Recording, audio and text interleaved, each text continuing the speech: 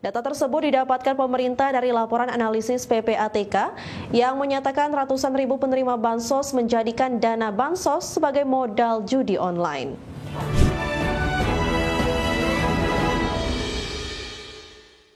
Masih bersama kami, pemirsa Pusat Pelaporan dan Analisis Transaksi Keuangan (PPATK) berhasil menekan perputaran uang judi online hingga mencapai 155 triliun rupiah pada Oktober 2025. Selain nilai transaksi, PPATK juga berhasil menekan nilai deposit yang disetorkan para pemain judi online.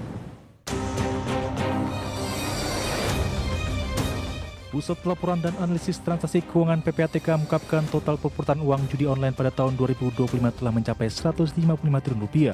Meski terbilang tinggi, namun perputaran uang judi online tersebut lebih kecil dibandingkan tahun 2024 yang mencapai 359 triliun rupiah. Menurut Kepala PPATK Ivan Yustiavandana, selain nilai transaksi, pihaknya juga berhasil menekan nilai deposit yang disetorkan pada pemain judi online. Hingga Oktober 2025, nilai deposit para pemain judi online berhasil ditekan menjadi 24 triliun rupiah dibandingkan tahun lalu yang mencapai 51 triliun rupiah. Faktanya, per hari ini perputaran dana sudah mencapai 155 triliun. Per hari ini perputaran dana sudah sampai 155 triliun dengan deposit hampir 25 triliun. Dengan deposit itu masukin setoran 25 triliun. Jika ini konstan saja kita bekerja dengan arahan Bapak Menko tentunya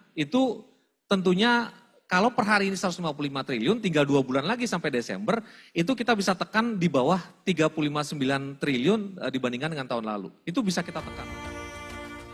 Ivan Yustiavandana menegaskan PPATK melalui kerja bersama dengan kementerian lembaga lain akan terus menekan perputaran uang maupun deposit judi online.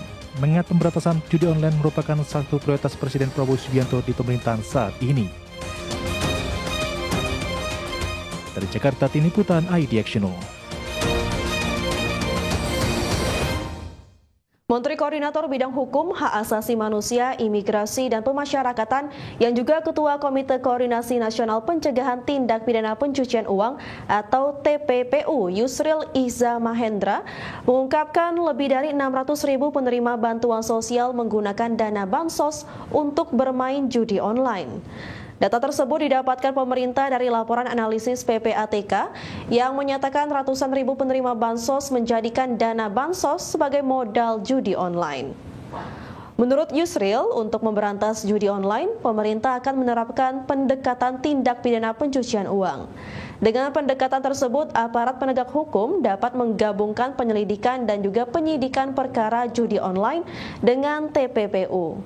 Yusril menilai selama ini penindakan terhadap judi online sering terhambat karena hanya berfokus pada pelaku dan platform. Padahal jaringan keuangan di belakangnya belum disentuh. Yusril juga ingin memperkuat kerjasama antar negara untuk mencegah dan memberantas judi online. Pasalnya upaya pencegahan dan pemberantasan judi online di Indonesia selama ini belum maksimal. Pada hemat saya, pasal-pasal dalam KUHP lama ini tidak akan efektif memberantas perjudian jika tidak dikaitkan dengan TPPU berdasarkan Undang-Undang Nomor 8 Tahun 2010 tentang Pemberantasan Tindak Pidana Pencucian Uang. Aparat penegak hukum, dalam hal ini polisi, dapat menggabungkan penyelidikan dan penyidikan terhadap siapa saja yang terlibat dalam perjudian online dengan sekaligus menyidik TPPU-nya. Ya, sebelumnya pemirsa, dalam forum APEC Leader Meeting di Korea Selatan beberapa waktu lalu, Presiden Prabowo Subianto menyatakan Indonesia telah kehilangan sekitar 8 miliar dolar Amerika atau sekitar 134 triliun setiap tahun akibat judi online. Prabowo menyoroti pentingnya kerjasama internasional melalui APEC dalam menekan kejahatan lintas batas seperti penyelundupan, korupsi, perdagangan narkotika, dan perjudian daring yang merugikan ekonomi nasional.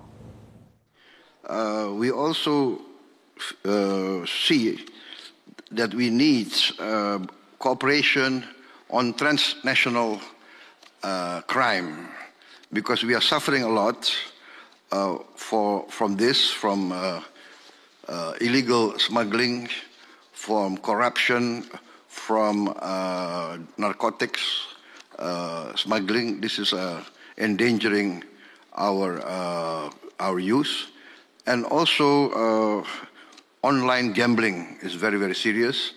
We are losing it's calculated that we're losing about $8 billion a year just by the outflow from online gambling.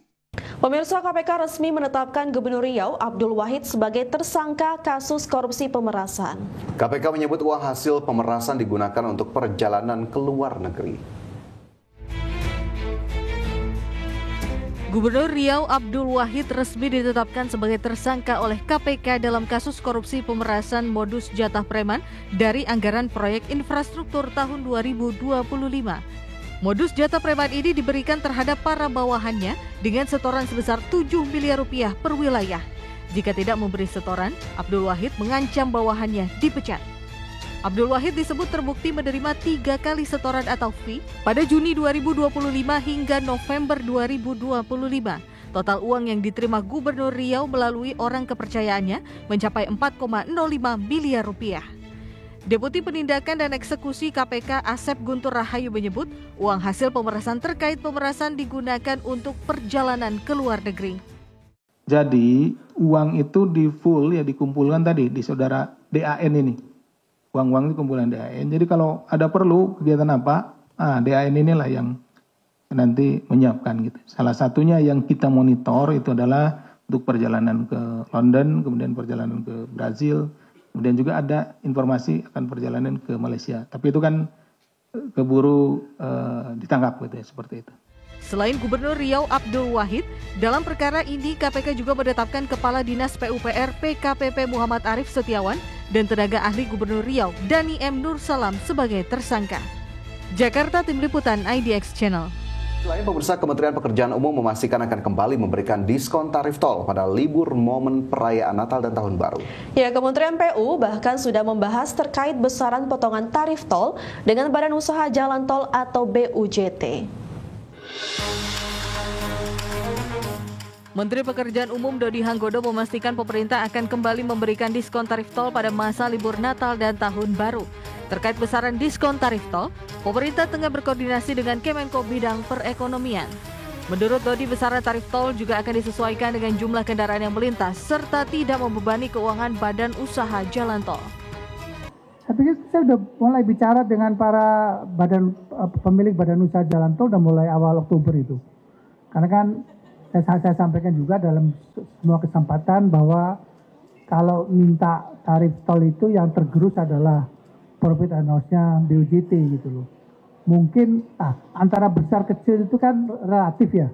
Mungkin ruas-ruas tol yang memang tidak terlalu gemuk maka akan merasa keberatan. Tapi biasanya kita setelah diskusi dan kalau untuk merah putih sih rata-rata mereka mau. Tapi diskusi sudah mulai dari bulan Oktober itu.